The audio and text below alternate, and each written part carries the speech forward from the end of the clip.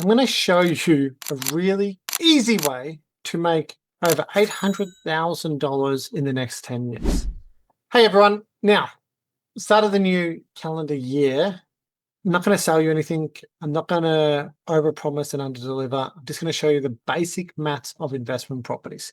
And the point of this is, I've had 22 properties, over $50 million worth of property I've been able to buy for myself over the last 10 years.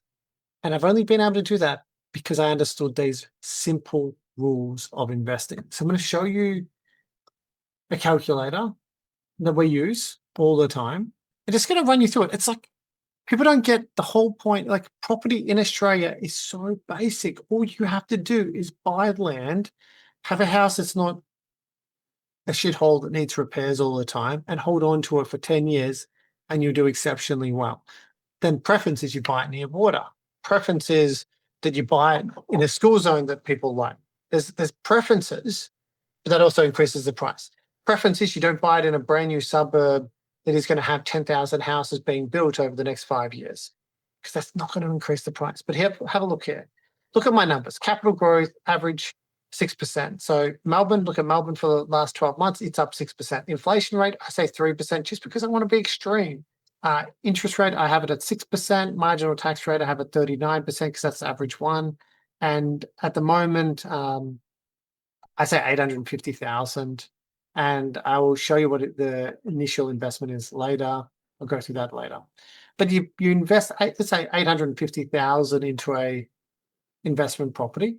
And this one here, I'm kind of cheating a little bit, but I'm assuming, with one of the clients that I had a look at this with, and what I've done myself on way too many properties, is that I just borrow 100% from the bank. So if we look here at borrowing 100% from the bank, this one, I reckon you'll get $700 a week in rental income. So 35 grand a year in rental income. We've got interest here of $50,000 because I'm borrowing 100% of the money from the bank, right? Got my expenses, and this property is going to cost me 33 grand cash per year. Then I got my depreciation, loan cost stuff, and I'm really, the total deductions is quite bad. It costs a lot of money for this property, but because it costs a lot of money and it's negatively geared, if you look here, that means that ATO is going to give me a refund of $16,198 for that property in that year, which means it's going to cost me $329 a week, which is this dollar figure here. It's going to cost me $329 a week, or 17 grand a year. Now, let's just use this 17 grand, because you can see this costs 17, 16, 17, 17, 17, whatever. So you look at that and you say, over the next 10 years, this property is going to cost me 170 grand cash. 170 grand cash out of my bank account, gone. I'm going to get tax refunds of anywhere between 16, 15, 12 to 5 years, 8.5 at 10 years. So I'm going to get anywhere between those numbers over the next 10 years in ATO refunds. That's going to go to contribute to paying this property. But I put $0 down, zero equity down on this property. So in the next 10 years, it's going to cost me 170,000 in physical cash of my cash. I'm going to walk away with $800,000. This is why property is so freaking easy in Australia. You don't even have to do a good job, and you walk away with $800,000. So one of my mentalities that I've had is that I'm looking at it go, I have one child, then I should have one investment property in the suburb that I currently live in. I have one investment property, and that means that in 20 years' time, I'll sell that investment property. I'll have enough cash to give that child a house wherever they want to live. I always think about that. I know how hard it was for me to buy my first property at the age of 23. And if my parents gave me money, it would have been so much easier. Maybe I wouldn't be where I am today if they did, but it would have been so much easier. Right. And when you look at my calculation here, I go other costs, 44,000 for other costs.